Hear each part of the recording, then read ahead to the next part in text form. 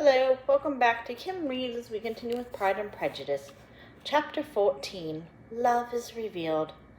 Elizabeth's one consolation was that she would soon be leaving Hunsford. Mr. Darcy's shameful boast of that misery he had caused heightened her sense of Jane's suffering. At least she would not have to see him again. Instead, she would be home soon with Jane. She was suddenly aroused by the sound of the doorbell, and her spirits were raised, thinking it might be Colonel Fitzwilliam. Then, to her utter amazement, she saw Mr. Darcy walk in the room. He asked how she was, and she answered him coldly. Darcy began pacing the room. Elizabeth was surprised, but said nothing. After a silence of several minutes, he approached her. He looked upset, and his words came fast and furious. "I can't keep my feelings to myself any longer. I have to tell you the truth. I am deeply in love with you," he cried. Elizabeth's astonishment left her speechless. She stared at him, blushed, but said nothing. He talked about how much he cared for her, even as he described her inferior social standing. His words may have been honest, but the insult to her family did not endear Darcy to Elizabeth. In spite of her deeply rooted dislike of him, she was aware of the compliment he had paid her, and though she could not dream of him being his wife, she did not want to cause him pain. He concluded by stressing the strength of his attachment to her. In spite of all the obstacles between them, he explained, she had conquered his heart. "Will you marry me?" he asked. "I know I am supposed to thank you for your love, even if it's not welcome. If I could feel gratitude, I would think, but I cannot. I have never cared what you thought of me." "I'll tell you exactly why now," Elizabeth exclaimed. Mr. Darcy, who was leaning against the mantelpiece, was surprised at what he said. He could not believe what he was hearing. She had turned him down? Impossible. He struggled to compose himself, and then spoke in a voice of forced calmness. "May I ask why you rejected me, and why was it done so coldly?" "I might have asked the same," she replied. "Why did you insult me? Why did you say you liked me against your will?" "But do you know I have still other reasons," she cried.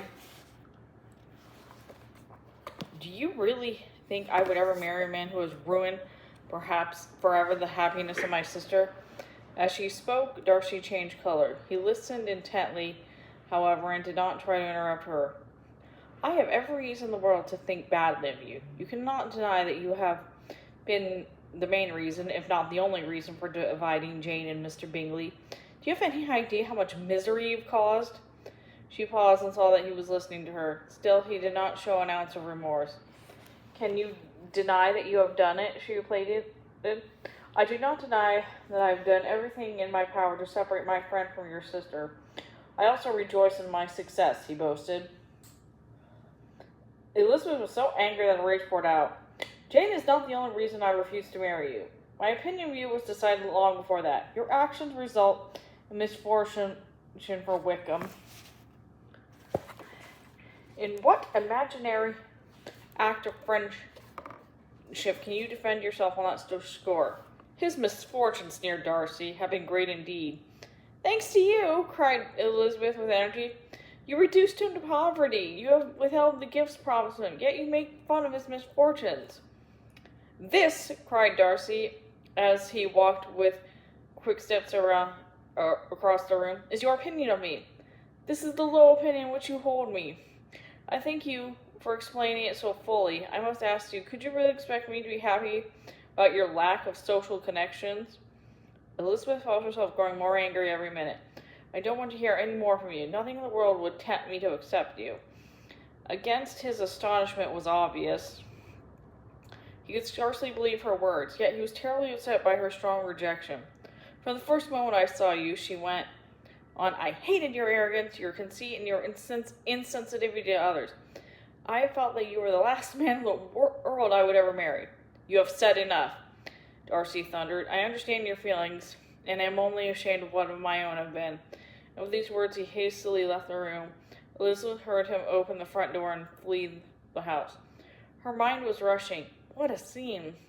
She was amazed at what had happened. Mr. Darcy had proposed to her. He had been in love with her for months. So much in love that he was willing to marry her in spite of his objections.